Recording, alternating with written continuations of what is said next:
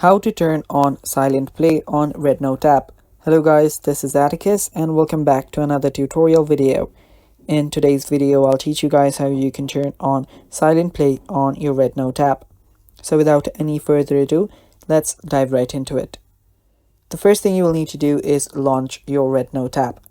So open up your REDnote app and make sure that you're logged into your account. Now you'll need to head over to your profile that is on the bottom right. Tap on the Me, and now you're on your profile.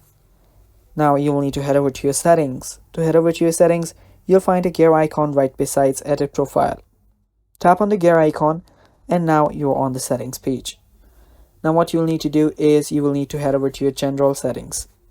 Now the silent play feature is mostly only available for your Android users. I do not have it on my iPhone, so I'll teach you guys how you can turn it on and where you can find it. So head over to the general settings, and under general settings inside the function section you'll find an option called silent play. Now whenever you turn that on, videos will play silently after turning on.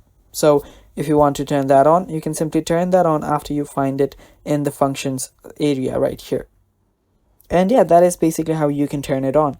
And that is all for the video, guys. Thanks for watching. Stay tuned for more, and bye bye. Take care.